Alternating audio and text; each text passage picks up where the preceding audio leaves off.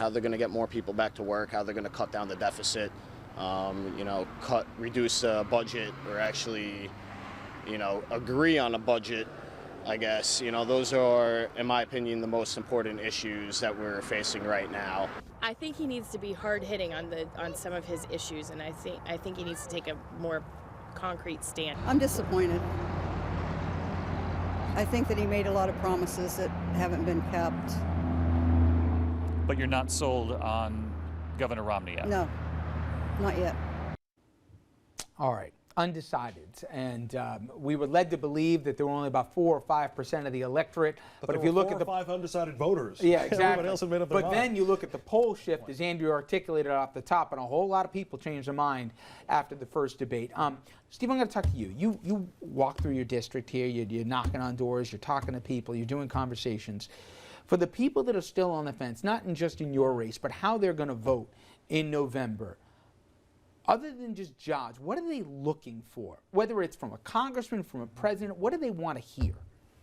I think it's confidence. I think we, right now as a country, we're in this moment of self-doubt. And whether it's about the economy, whether it's about health care, educating our kids, people are looking for leadership, and true leadership that you can put your hands on it.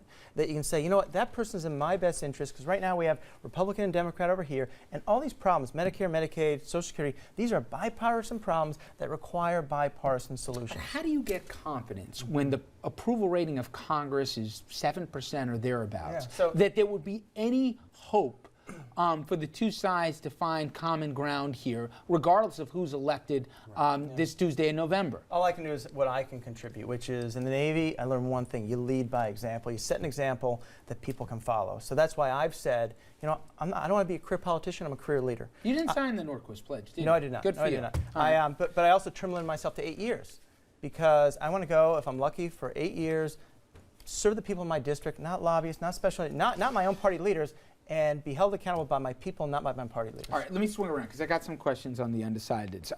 I got a sense, Andrew, from some of the sound, when people say they're disappointed or whatever, that down deep, they wouldn't mind voting for the president.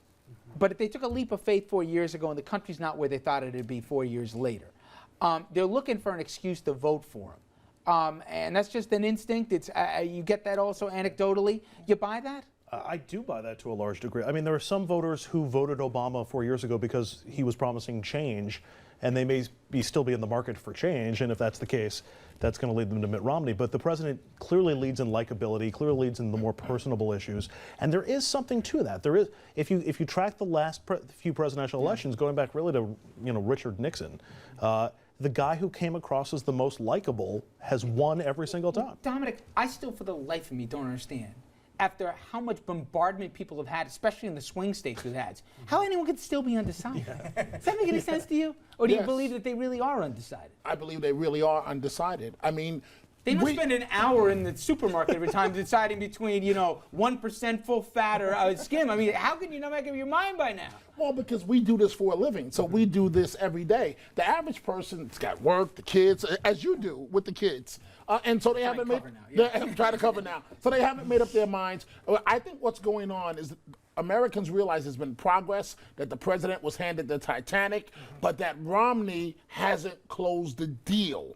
That's what's going on right now. You know what it is? It's the people who watch Real Housewives instead of watching RFL. I mean, you have to really go out of your way to not get the information on the election at this point. I'll give you the last comment here. No, please, voters need to know that the people they're deciding between take them seriously. And people like John Tester in Montana, which is a swing state, and for the U.S. Senate, my former boss Chuck Schumer, former Senator Hillary Clinton, former Governor Ed Rendell of Pennsylvania, they conveyed a sense that they understood problems and they took you seriously, that it's not just about unemployment, that it's about underemployment. And it's about people who are getting reduced shift work and they're not getting enough hours and they're working 2 jobs and it's still not enough. It's not just the unemployment number. They understand what's going on in kitchen tables.